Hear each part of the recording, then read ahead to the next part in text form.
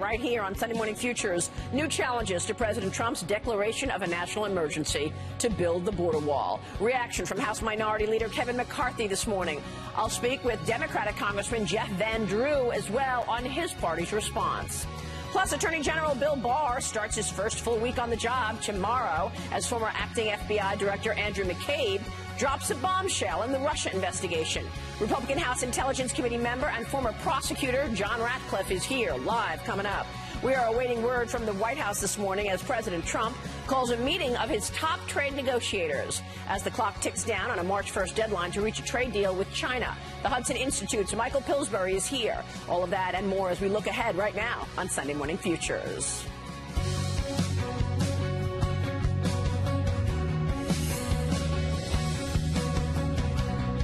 Democrats are vowing an aggressive response to the president's declaration of national emergency to get more money to build the wall. Here now is Democratic Congresswoman Maxine Waters on Friday. It's time for everybody to stand up, all hands on deck, to refuse this president these fake emergency powers that he'd like to have. And so I'm urging everybody, get together, rally in every community across this country all this weekend. Send a message to Washington, D.C. And a number of Republicans and Democrats in the House and Senate say that they object to the president's plan as well, some calling it an overreach of executive power. Joining me right now in an exclusive interview is Republican House Minority Leader Kevin McCarthy. Congressman, it's always a pleasure to see you. Thanks so much for being here. Well, good morning, and thanks for having me back, Maria. Is this a national emergency? Your reaction to what's happening with the president saying that it's a national emergency, but some of your colleagues are pushing back. Well, first of all, does the president have the authority? And the answer is yes. Since 1976, when the law passed, presidents have declared more than 60 emergencies. But also look to this. When the federal government does an act, governors have the responsibility that they can declare an emergency.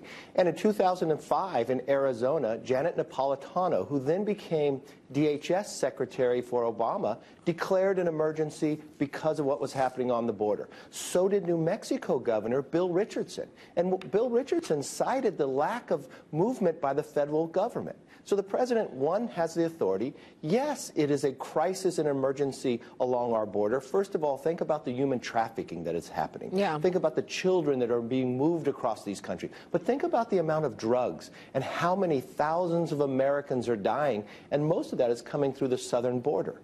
So the president, one, has the authority. Yes, it is an emergency that has been shown before. And I believe at the end of the day, this wall is going to be built, not sea to shining sea, but about 200 miles. Well, he's got the appropriations that which just passed. Yeah. He's got 55 miles there. Then he has other abilities to pool money, such as from the Treasury, the forfeiture. This is from illicit crimes that people have done. So he's got about $600 million there. He's got $2.5 billion from inside Department of Defense to be used for counter narcotics to fight drugs as well. This is where that should be used. And then he's looking at MILCONs, the military construction items. So this is about $3 billion roughly that he can use other monies from other areas. But the overall bill was a lot lower, as you know, than what the president wanted. He wanted $5.7 billion, but you still voted yes for it.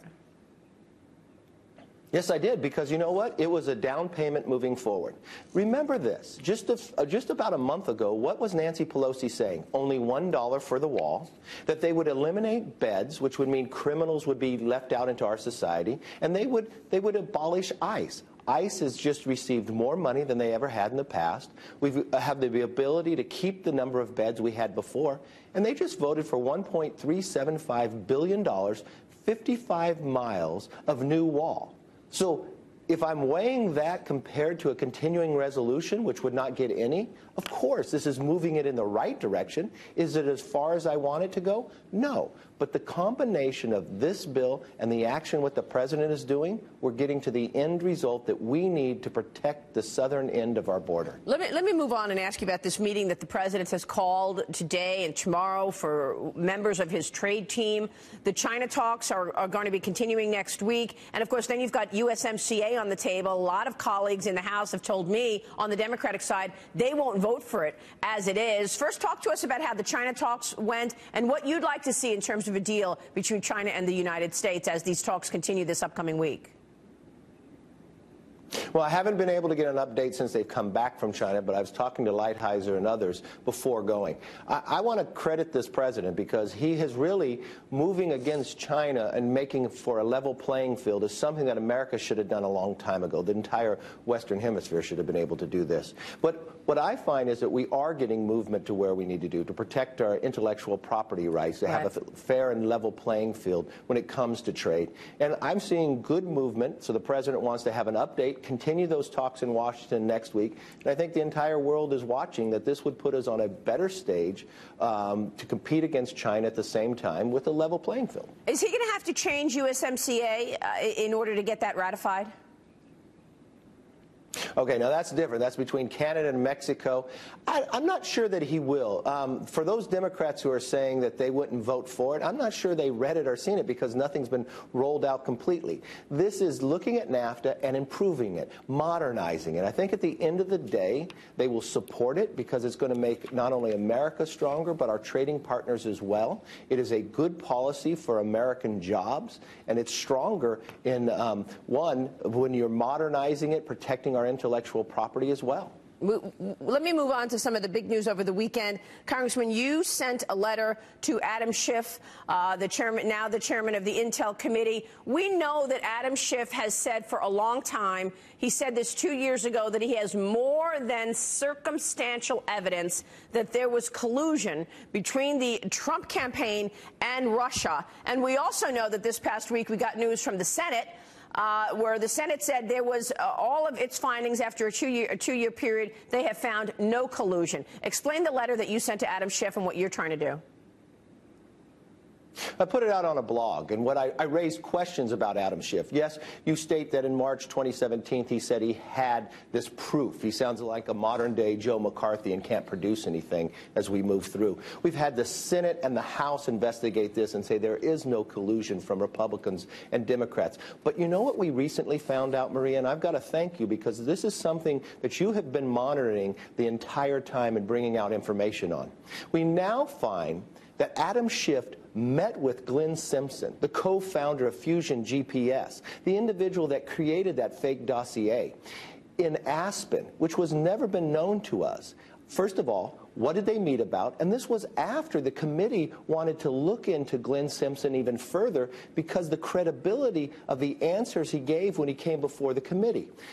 Then think about this. I want to know, what did they talk about there? How many other times have they met? But why did Adam Schiff fight when we wanted to find out who paid Fusion GPS? Well, we found out that it was the Democrat National Committee. But why did Adam Schiff fight that? And then why did Adam Schiff ask Glenn Simpson in the hearing, what should we investigate? Where should we go? Why is he taking direction from this individual that does not have credibility, that created a fake dossier?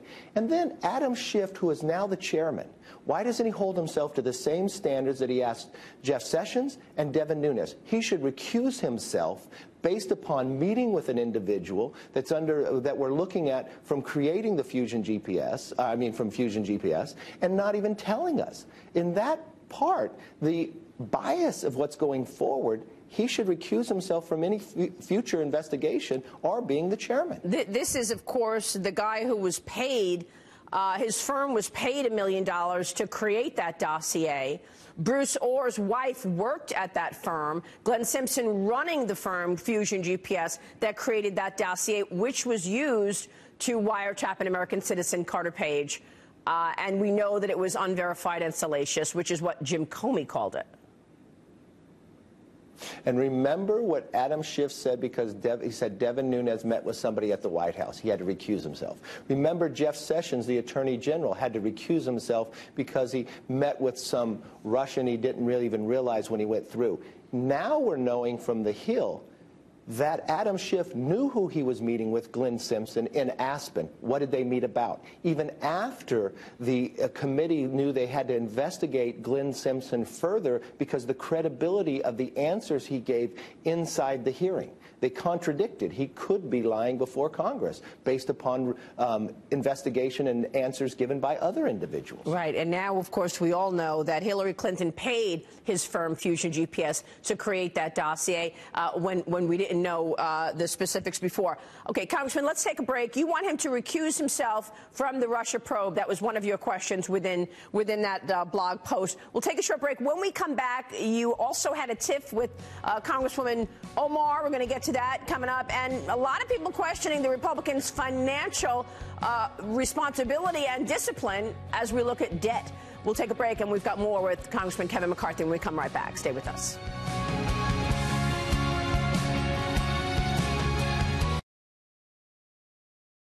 Every family dreams to have their own house. This house changed our lives. Habitat for Humanity is at work in your community and around the world. Through shelter, we empower.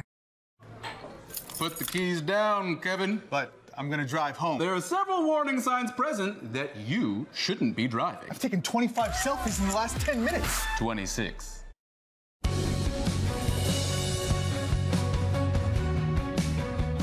Welcome back. We are back now with Minority Leader Kevin McCarthy this morning. And Congressman, we're ending that first block talking about the Adam Schiff situation. We should point out that we got compelling testimony from the number 4 guy at the DOJ, Bruce Orr, who basically provided calendar notations and notes, which told us that, in fact,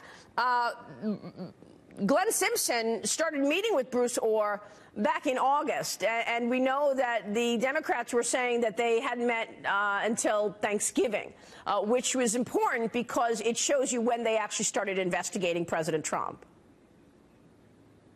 That's the key question of why we wanted to look at Simpson even further, because there's reports that his testimony is not the same matching, so the credibility there. But now you have a chairman of the committee privately meeting with him when the committee is going to investigate him further. That's bias. Yeah. And this is why he has to recuse himself, so the American public can trust any report that comes out of that committee or any investigation. This is a real challenge. He has to answer what did they talk about, and how many other times has he met with Glenn Simpson. Let me move on, because Congresswoman Omar made a remark. She said it's all about the Benjamins, which you reacted to, and then there have been calls for her to be moved off of the Foreign Affairs Committee because of her comments. You got in a tiff with her on Twitter. Tell us about it. Well, I had a press conference a week prior, and I was just talking about the Democratic leadership to a number of these new freshman Democrat congressional people, their anti-Semitic talk, the other items that they have been saying, and the leadership has been silent. And if they're silent, are they agreeing with this? In doing so, a reporter wrote about my press conference, and that's what Congresswoman Omar was responding to. But she was saying people were supporting Israel based upon receiving money, which is false. I thought, again, it was anti-Semitic. And finally, the Democratic leadership came out and said she should apologize. But there is something much further they should do. Congresswoman Omar sits on foreign affairs, and we've watched what she's done through investigations, through questioning and others. Right. She should be removed from that committee. When you watched what the Republican leadership had done when anybody on our side made some questionable comments and others, we removed them from committee. So it's a little telling to us why they would not act. Now, we acted on the floor. We added an amendment to a bill to make sure that America stands with Israel, that we do not support this type of language anywhere in the world, because we've watched what has happened in history in the past, and we will not let it repeat itself. Yeah, I know that you relieved Steve King of all of his committee assignments after remarks that he made. So we'll see if there's any movement here in terms of taking her off of foreign affairs. Real quick on debt, you've been the majority leader and now minority leader for several years, but over these years, a lot of people are questioning the Republicans' fiscal discipline. You are looking at $22 trillion in debt right now. What's the plan to start weaning ourselves off of debt as interest rates move higher, and the interest payments alone are quite substantial? This is the greatest threat to our country, Maria, and you're correct. Now, when we were in the majority and I had to hand that gavel back to Nancy Pelosi, in those 8 years, what Congress has real control over is discretionary spending. When I handed the gavel back, in those 8 years, discretionary spending was actually lower than when we were giving it to it 8 years ago. It's the mandatory side that's a real challenge, with the movement of the entitlements, the growth when you came to Obamacare, a new entitlement. And now you look to the Democrats, this new Green Deal that would add $3 trillion. This is a real concern, should be for all Americans. When we failed to actually reform and sustain what we need for the future, Social Security and others, by reforming Obamacare, we lost by that one vote, but the House was able to pass that. This is something that both sides should sit down and seriously take a look at, but not just look at, take action. And on the discretionary side, we have done well. On the mandatory side, we cannot sustain these programs for the future without taking some action now. And that's something that we've been running on for the last 10 years. Well, I don't expect anything to do about this during an election year. But as the Committee for a Responsible Budget points out, you're talking about interest spending topping $1 trillion. Interest spending alone. You need to do it now in election year. You have to be honest with the American people, just as we have been before we even took the majority. We laid out that we would protect Medicare, we would protect Social Security, because if you do nothing, it cannot sustain itself into future generations. And we laid our budget out where the Democrats attacked us, but the American people supported. We were able to pass that, but what the viewers need to understand, for any reform to happen, it takes 60 votes in the Senate. Right. It was the Democrats who have denied the ability to have this change, so the debt continues to grow. That continues to harm future generations, future opportunity. It is the greatest threat we face today for the next century being ours. Well, that's why, yes, we should tackle it now, not wait till after the election. We will be watching, Congressman. It's good to see you this morning. Thanks so much. Congressman Kevin McCarthy there. Democratic Congressman Jeff Van Drew is up next on the emergency declaration and his rejection of the Democrat proposal, the Green New Deal. We'll get reaction from the Democratic side next as we look ahead on Sunday Morning Futures. Back in a moment.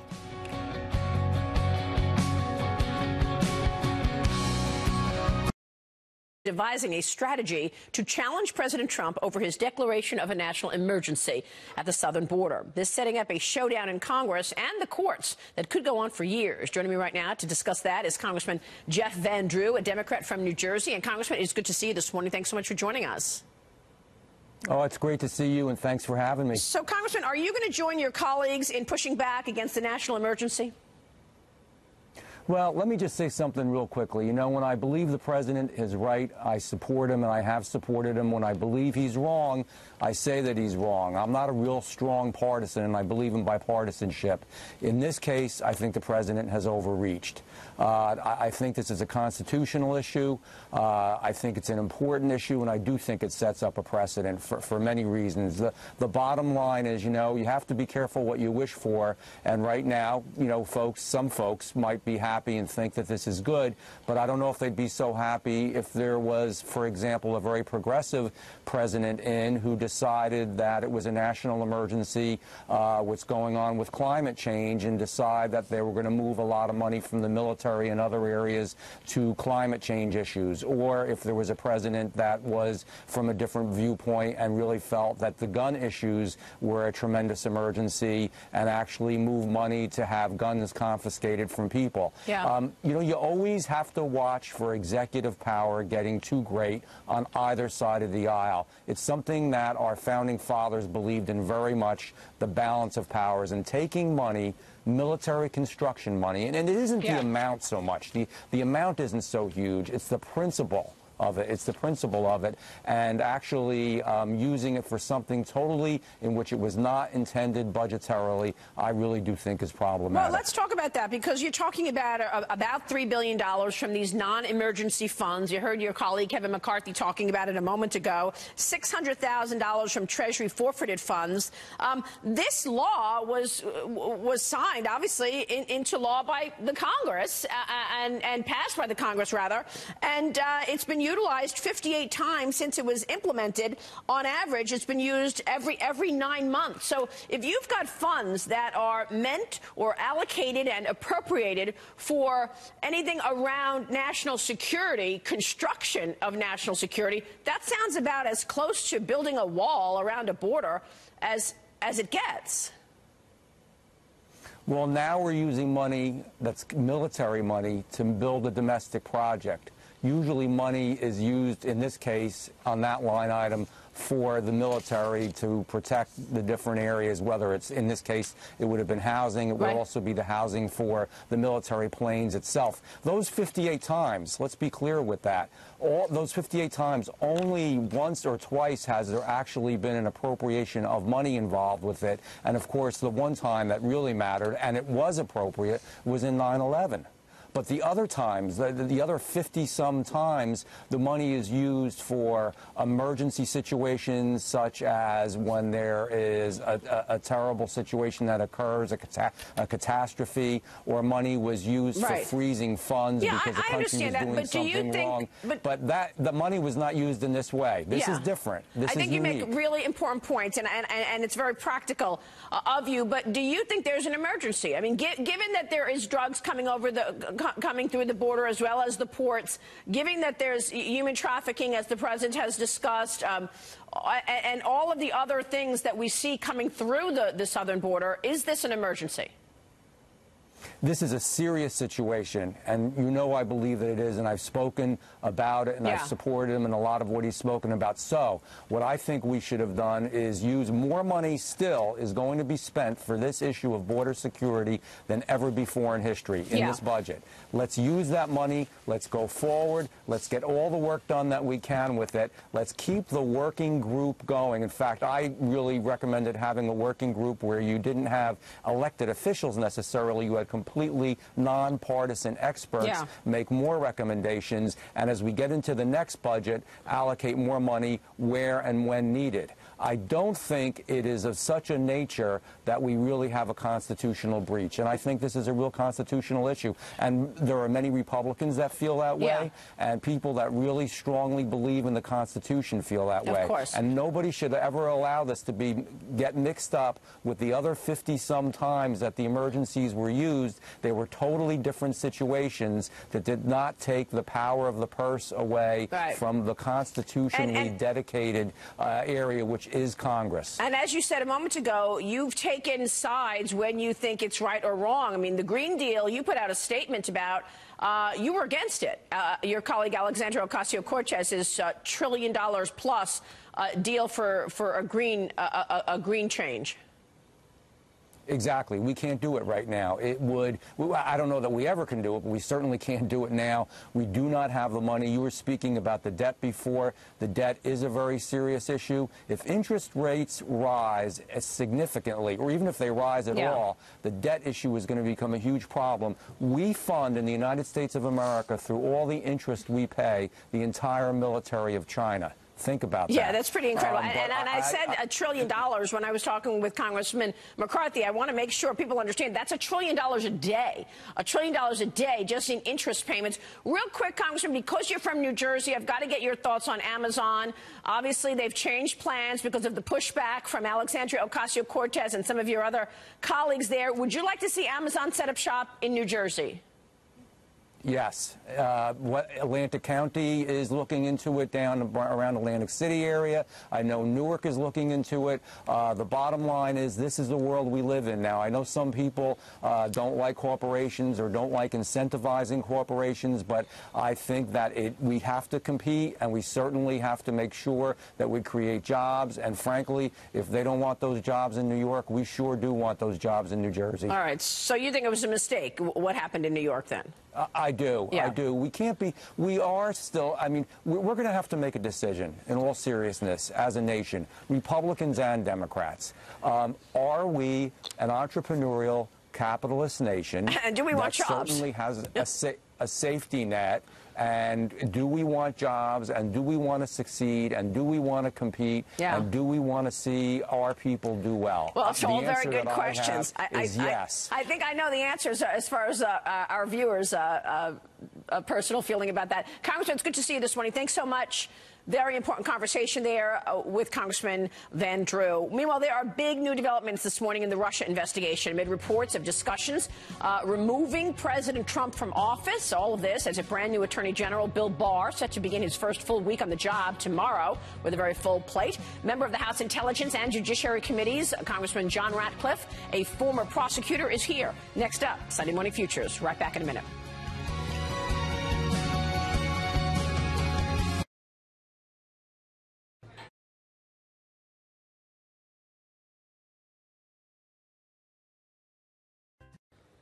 Welcome back. Two cabinet members were, quote, ready to support an effort to remove the president from office. That is according to former top FBI lawyer James Baker in a closed-door testimony to Congress last fall. Baker said he was told by senior Justice Department officials that Deputy Attorney General Rod Rosenstein spoke of the two cabinet officials' support. I want to bring in right now Republican Congressman John Ratcliffe from Texas. He is a member of the Homeland Security and Judiciary Committees, as well as Oversight. And, sir, it is good to see you on the program this morning. Thanks so much for joining us. Good morning, Maria. We want to get your take on this story. You are a former federal prosecutor, Congressman, and we learned some information this week on two fronts. The Senate told us that there was no collusion between the Trump campaign and Russia after 2 years of investigating this. And number two, Andrew McCabe, the former deputy director at the FBI, in an interview with 60 Minutes tonight, said that he launched the investigation into President Trump. Your reaction? Well, as to the collusion issue, the Senate just confirmed what the House and every other investigative committee has found, which is no evidence of collusion. And as you mentioned, Maria, the only person in Washington so far that says they have evidence of collusion between Donald Trump and the Trump campaign and Russia is Adam Schiff. And, of course, he says that is evidence that is neither direct evidence or circumstantial evidence, which are the only two types of evidence that exist in the law. So we'll wait on that. But as to the issue of Andy McCabe, he may be a disgraced former FBI agent who's been criminally referred for lying, but he's going to make at least one truthful statement in this interview tonight. Many of us have been saying for the last year that senior leaders at the FBI and the Department of Justice have been secretly investigating Donald Trump and trying to remove him from office. Tonight, Andy McCabe will tell you that he and other senior leaders at the Department of Justice and the FBI were secretly investigating Donald Trump and trying to remove him from office. Now, once you get past that one truthful statement, the rest of his story, frankly, has bigger holes in it than the Titanic. Well, I mean, look, we heard from Bruce Orr in that other testimony a couple of weeks ago when he did tell us that, in fact, he met with the Fusion GPS founder as early as August of 2016, and we did get that testimony was quite illuminating in terms of what did go on. It did, and we've gotten a lot of testimony. That, as you pointed out, Maria, as a former federal prosecutor, I will tell you that as a conspiracy starts to unravel, sometimes the co-conspirators turn on one another, and you get inconsistent testimony. Bruce Orr's testimony is inconsistent with his boss, Sally Yates. Andy McCabe's testimony is inconsistent with his boss, Jim Comey. Jim Comey's testimony is inconsistent with his lawyer, Jim Baker. McCabe's testimony is also inconsistent with Rod Rosenstein. So you have all of these things that were taking place, and again, it underscores the point that there were senior officials at the Department of Justice that were the same officials that had undermined and prejudged Hillary Clinton as innocent, prejudged Donald Trump as guilty.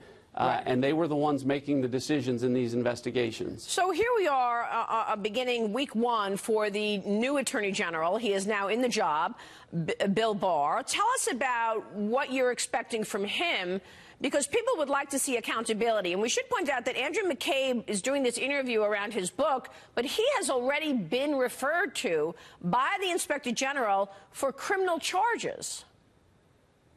Yeah, so let's go back to Andy McCabe and what you're going to hear tonight. One of the things he's going to say is that he started this investigation when Jim Comey got fired on May the 9th because he believed that order may have come from Vladimir Putin and that Donald Trump was acting as an agent of the Russian government in carrying out that order.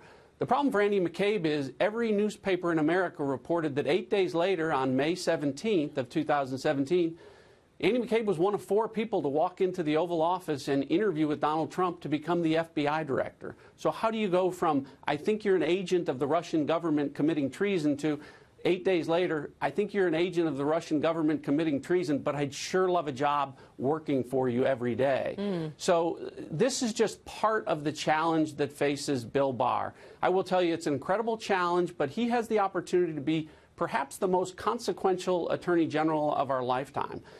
Because he's going to have the opportunity to try and restore the American people's confidence in a Justice Department that has been torn apart by the darkest chapters that have been written under the Comey, Lynch, McCabe era of the Justice Department and its component agencies like the FBI.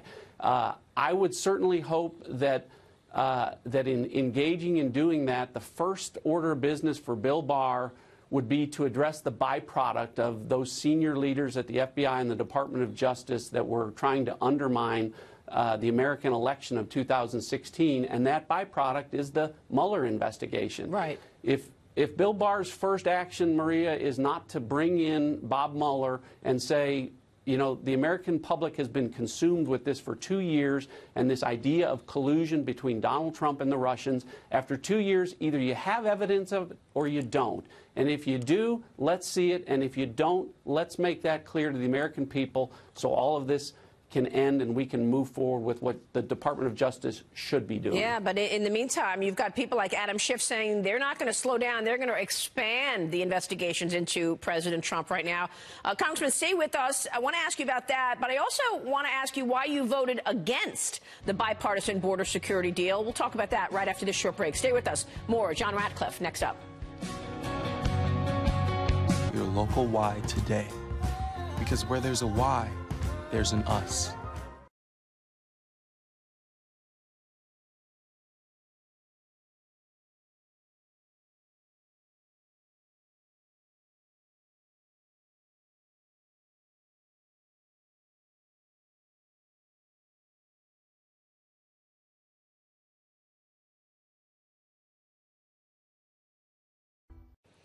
Welcome back. We are back with Texas Congressman John Ratcliffe. And Congressman, we just ended our last block talking about what will be on Bill Barr's plate. Do you think we'll see accountability? And what about Adam Schiff and the Democrats vowing to pursue investigating every corner of President Trump's life? Well, I certainly hope there's accountability. Bill Barr pledged that there would be during his confirmation hearing. He said he was troubled by a lot of the developments that have now become public, and he promised Senator Graham and others at his confirmation hearing that he would get to the bottom of that, and we intend to hold him accountable to that standard. As to Adam Schiff, again, it remains to be seen whether or not Adam has this secret collusion evidence that he hasn't been able to produce up to this point.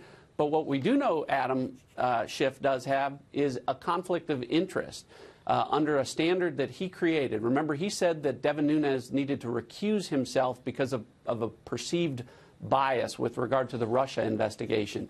Now we learn that Adam Schiff met with Glenn Simpson, the same Glenn Simpson that got $1 million to commission the phony, fake Russian Steele dossier document. The same Adam Schiff that is now believed to have lied to the committee that Adam Schiff chairs, the House Select Intelligence Committee that I'm on. Right. So under Adam Schiff's own standard, Mr. Simpson needs to come forward, but Adam Schiff can't be the one presiding over that. Congressman, let me switch gears and ask you about this budget deal. You voted against this border funding deal.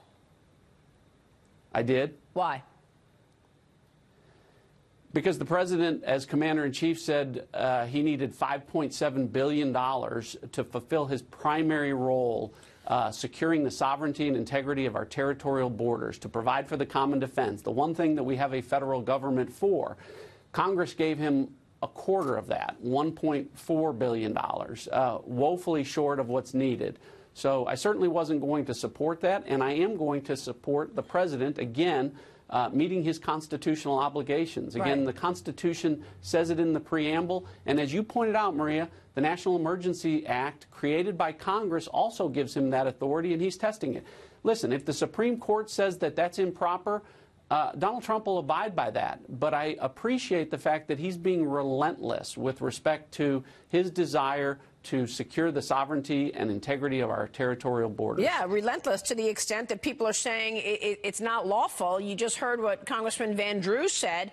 Walk us through this money, this $3 billion that is available to him, and your reaction to some of your colleagues saying it's the wrong move, constitutionally speaking, to declare a national emergency, to use this money. Well, as you pointed out already, Maria, the National Emergency Act was created by Congress. It has been used, I think, 58 times. So we see it quite frequently. And in this case, what the president is trying to use is military construction money. That, by definition, means the military is using it for national security purposes. So when the president says, I want to use it for national security purposes for the purpose of constructing a wall,